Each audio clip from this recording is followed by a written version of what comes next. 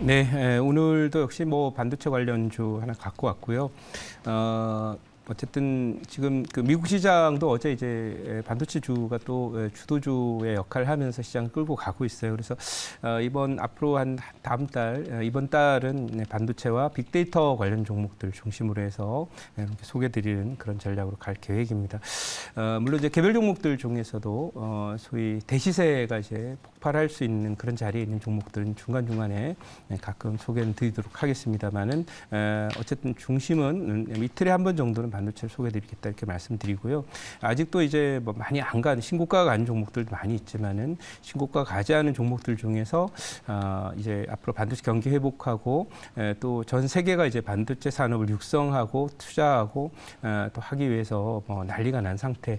반도체 산업을 누가 갖느냐가 미래 국가의 어떤 운명과 경쟁력을 좌우하는 그런 세계가 되기 때문에 이런 그 경쟁적인 반도체에 대한 투자가 결국 수혜를 미치는 그런 종목들에 대한 관심을 계속 두도록 하겠고요. 또 미래 사회는 인공지능 사회로 가려면 인공지능 사회를 밑받침하는 가장 중요한 그런 그 부품이 바로 반도체 되겠습니다. 그래서 그런 면에서 반도체 관련 종목들에 대한 관심 계속 또 갖고 또 제 포트에 편입을 하도록 할 거고요.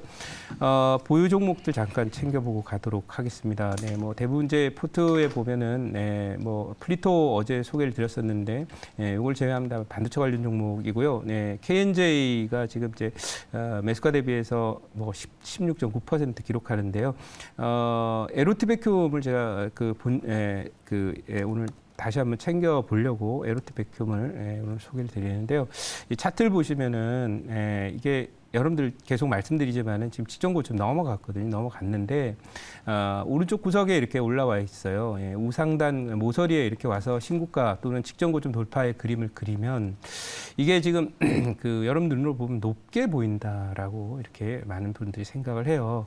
그래서 야 이거 뭐 올 만큼 많이 올랐는데 이거 사면 물리는 거 아니야라고 여러분 생각할 수 있지만 중요한 것은 여기서 이 세로축을 보시라고 말씀드려요. 그래서 저가 대비해서 고가, 그러니까 고가를 저가로 나누시면요 한 110% 정도 나옵니다. 그러니까 레벨로 따지면 1.1 정도라고 생각하세요. 그러면 1배가 조금 넘는 정도 수준이니까 이 정도는 이제 산술적으로 무릎에 해당되는 그런 흐름입니다. 사이클이 상승이 계속되고 반도체 관련 종목들이 하반기 턴어라운드와 또 글로벌 반도체 업체들이 투자 계속된다면 이쪽에서의 시세는 계속 날 것이다 이렇게 말씀을 드리고요. 오늘 이 종목을 소개드리면서 뭐 ISC라든지 다른 반도체 관련 종목들에 대한 또 오늘 그 KNJ 같은 경우 살짝 조정입니다만은 이런 부분들도 결국 대부분 종목이 여기에 와 있어요. 그렇기 때문에 그런 측면에서 볼 때 대시세가 이제 시작이 되는 반도체 섹터이기 때문에 이 오른쪽 구석에 있다고 높다고 보지 마시고 이 고가 오른쪽 상단에 있는 이 고가 대비해서 밑에 있는 저가로 나누어 보면은 보통 이제 1에서 한 2.5 정도 전후까지는 무릎이라고 볼 수 있는 영역이니까 참고했으면 좋겠다 이렇게 말씀드리도록 하고요. 오늘 편입할 종목을 편입을 해보도록 할게요. 75,000원 현재 기록하고 있어요. 종목 이름은 이 종목도 넥스틴이라는 종목이고요. 이미 그 지난달에 있었고 제가 그 목표치 수정을 통해서 이제 차익을 했던 그런 종목입니다만은 다시 이 종목을 갖고 왔습니다. 저희 회원님들이 갖고 있는 포트에 반도체 종목들이 많이 들어있기 때문에 제가 반도체 종목들을 갖고 올 때 이제 뭐 앞서가는 에이스 종목들은 이 시간에 소개를 드릴 수가 없어요. 그래서 그런 면에서 앞으로는 이제 지금까지 들어보지 못했던 반도체 종목들을 제가 갖고 오게 될 거예요. 그리고 이제 뭐 과거에 소개를 했더라도 저희 회원님들이 안 갖고 있는 그런 종목들을 반드시 갖고 오려고 노력을 하겠다 이렇게 말씀드리도록 하고요. 이 종목은 뭐 하는 회사냐면 이제 미소 패턴을 만든다고 해서 미세 공정과 관련된 그런 종목입니다. 그래서 이 미세 패턴 속에서의 어떤 결함이나 어떤 그 불량이 날 수 있는 그런 것들을 찾아내는 그런 그 광학 검사 장비를 만듭니다.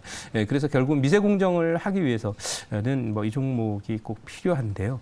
중요한 건 반도체 시장이 앞으로 이제 발전해 나감에 있어서 중요한 트렌드가 있는데 그 중에 첫 번째는 이제 인공지능, 두 번째는 이제 파운드리, 세 번째는 미세 공정 종목이라고 이렇게 생각을 합니다. 그래서 이 파운더리도 물론 미세공정과 연관이 있지만은 파운더리가 아닌 다른 반도체, 예를 들면 우리 디램 반도체는 파운더리로 생산을 안 하잖아요.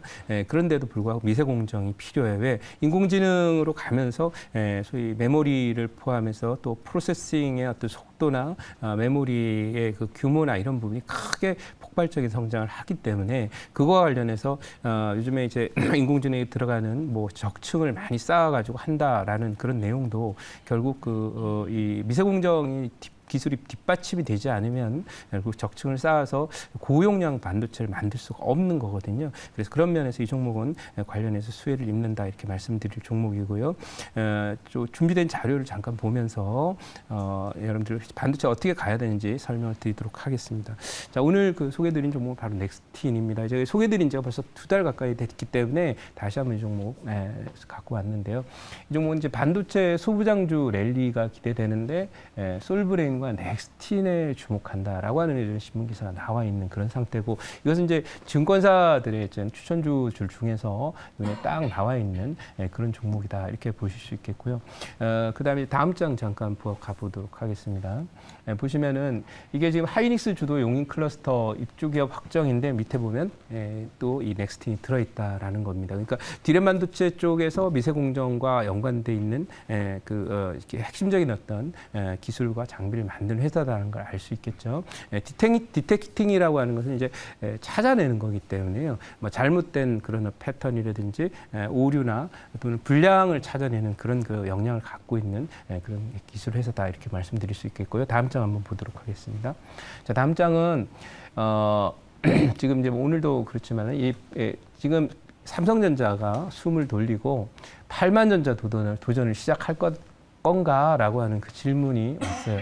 근데 이제 엔비디아가 어제 조정 이틀 만에 다시 또 양선을 내면서 한 5% 가까이 상승을 했기 때문에 트렌드 자체는 계속 살아 있고요. 제가 여러분께 말씀드렸죠. 미국에서는 어떤 산업 하나가 신고가를 내면서 그 시가총액 상위 10위 안에 드는 종목이 신고가를 내면서 이 산업의 대장주가 이제 치고 가는 경우에는 그 트렌드가 어떤 글로벌 트렌드로 이어지는 경우가 많고 또 그거와 연관돼 있는 미국이 주도하는 글로벌 산업 트렌드의 중심 종목이 결국 주도 섹터가 되면서 상당히 오랜 기간 동안 최소 1년 이상은 주도주의 역할을 하게 된다 이렇게 말씀을 드렸었는데요.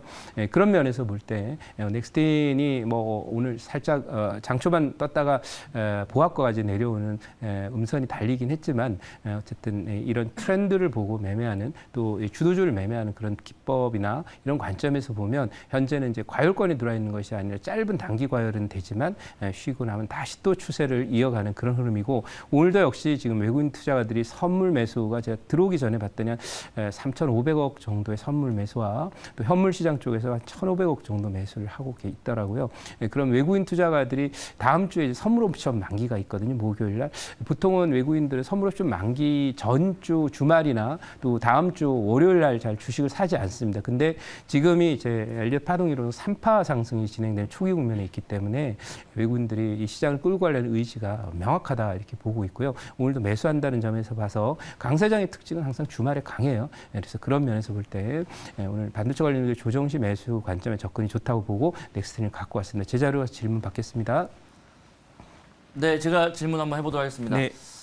김노민 의원님 같은 경우는 지금 계속 네. 그 반도체 관련주들 네. 가지고 나오고 계시잖아요. 네네. 그러니까 보통 이제 반도체 종목들이 가려면 네네. 관심을 갖는 부분들은 네. 시장에 대한 뷰도 네. 굉장히 좀 좋게 보시는 네. 부분들이란 네네. 말이죠. 그래서 사실 이 방송을 보시는 분들이 네. 종목을 매매하시는 분들도 계시겠지만은 네. 이 시장에 대한 부분들, 시장을 매매하시는 분도 계실 것 같은 네. 거거든요. 네. 그래서 이런 걸 본다고 한다면 김도호 매니저님께서 생각하시는 네. 6월달 시장에 대한 전망을 한번 좀 듣고 싶습니다. 네, 사실 한 달 전망을 맞추기는 사실 쉽지는 않습니다. 하지만 말씀하신 대로 이 주식을 투자하는 데 있어서 그 지수를 본다라는 것은 이제 그 그림을 그린다면 배경 그림을 그리는 거기 때문에 그게 이제 배경 그림하고 세부적인 어떤 그림하고 맞아야만 오브젝트라 그러죠. 맞아야만 이제 좋은 그림이 될 수 있는 것처럼 지수에 대한 뷰도 사실 중요해요. 그래서 저는 6월 달이 보통 7월로 넘어가 상황하면 지수가 잘 안 가요. 그런데 이제 과거에도 보면은 이 강세장으로 갈 때 보면 한 7, 8월에 조금 조정이 들어가는 게 경우가 많이 있습니다. 하지만 6월 달은 계속 좋다고 보고요. 그 배경은 말씀드린 대로 이 금리 인상 사이클이 종료했고 또 외국인들이 주도하면서 시장을 끌고 있으며 전 세계를 끌고 갈 메가 트렌드 주도주가 반도체에 나와 있기 때문에 우리나라 반도체 관련 종목들의 시가총액 비중이 높으니까 지수도 꾸준히 좀 상승할 거라고 보고요. 6월 달 목표치는 2,680 정도 이렇게 예상을 하고 있고 연말 목표는 2,800 정도 예상하고 있다. 이 정도 말씀드리면서 시황에 대한 표는 정리를 하고요. 이 종목 목표치는 1차 목표치 10만 원, 2차 목표치 20만 원, 손절은 6만 5천 원 대응하도록 하겠습니다.